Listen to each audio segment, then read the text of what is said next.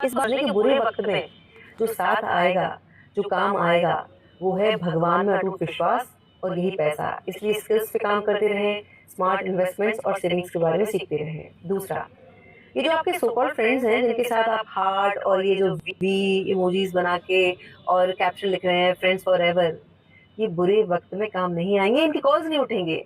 बुरे वक्त में काम आएगा ध्यान, एकांत और भगवान। इसलिए अपना संबंध इन तीनों से प्रगाढ़ करें, बुरे वक्त में यही आपको बनाएगा। अगर इनके सो कॉल्ड फ्रेंड्स के भरोसे रहे तो आपको अपनी, जो कहते हैं ना, इंसानियत से भी आपको नफरत हो जाएगी। इस बात का ध्यान रखें। तीसरा है कि उधार बहुत सोच समझ के दें। मानवता उधारी दो अलग विषय हैं। मैंने बहुत बड़ी जिंदगी की मूर्खता करी कि अपनी सारी सेविंग्स उठाकर इमोशनल होके दे दी और मुझसे कमिटमेंट दी गई थी कि 6 महीने के अंदर मेरा पैसा आ जाएगा। अब समय ये है कि 3 साल हो गए हैं, मेरे मैसेज को सीन किया जाता है, रिप्लाई नहीं मिलता है, कॉल्स करती हूँ तो इग्नोर कर दिया जाता है और मेरे सारे वीडियोस देखे जाते हैं। अगर मेरे स्टेटस डलते हैं तो वो सारे देखे जाते हैं, लेकिन रिप्लाई नहीं है, नियत में देना नहीं है।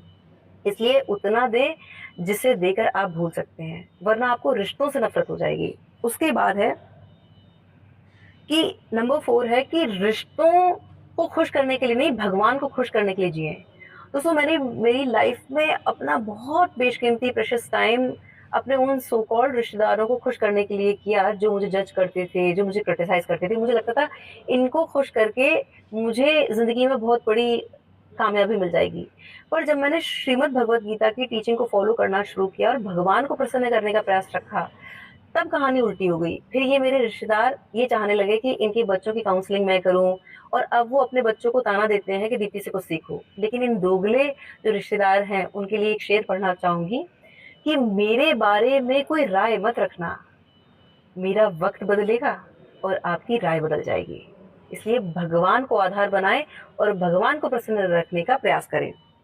उसके बाद है, ये यूथ के लिए है, नंबर 5, कि स्पेसिफिक पर्सन को नहीं, अपने पैशन को फॉलो करें। इस बात को समझे कि जो आप प्यार की भीख मांग रहे हैं और पीछे भाग रहे हैं, उससे आपको धुतकार मिलेगी। लेकिन आप अगर अपने पैशन को फॉलो करेंगे तो संसार से आपको प्रेम मिलेगा।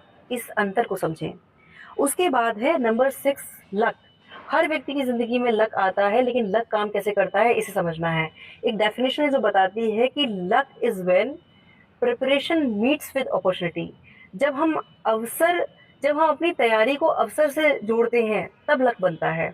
इसलिए हमें निरंतर अपनी स्किल्स पे काम करना होगा, तब जब वो मौका मिलेगा वो हमें लकी बनाएगा। इसके बाद है नंबर 7, सही समय का वेट नहीं करें, इसी समय को सही बनाएं। जो लोग भगवान के भरोसे बैठते हैं वो भाग्य को दोष देते रहते हैं, लेकिन जो भगवान में विश्वास करके आगे बढ़ते हैं कामयाबी वही पाते हैं। उसके बाद है नंबर 8, कि अपनी कमियों पे काम करते रहें। दोस्तों, मैंने अपनी ज़िंदगी में बहुत बड़ी बेवकूफ़ी दी थी। चाइल्डहुड जो मेरा टाइम था स्कूलिंग वाला, उसमें मेरी इंग्लिश बहुत वीक थी, तो इंग्लिश पर काम करने के बजाय मैंने उसको पूरी तरह से इग्नोर किया। पर बाद में मुझे समझ में आया कि लैंग्वेज एक बहुत बड़ी पावर है और हमें इंग्लिश लोगों को इम्प्रेस करने के लिए नहीं, अपनी शक्ति के रूप में यूज़ करना है। ये हमें नेशनल नहीं, इंटरनेशनल लेवल का प्लेटफ़ॉर्म देती है, क्योंकि ये ग्लोबल लैंग्वेज है। इसीलिए अपनी कमियों से सीखें और आगे बढ़ें।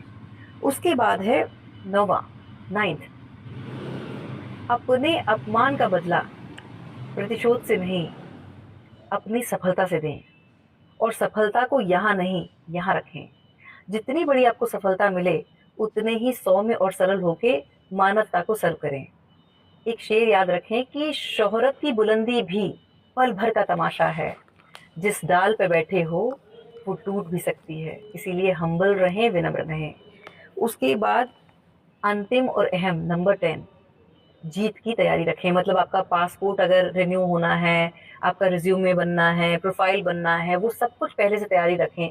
जब अवसर मिले तब आपके पास तैयारी पूरी होनी चाहिए। इसके लिए मैंने लिखा था कि सब्र की सवारी रख और जीतने की तैयारी रख, मंजिलें तुझे खुद ब खुद ढूंढ लेंगी, बस तू अपना सफर जारी रख। सीखते रहें, आगे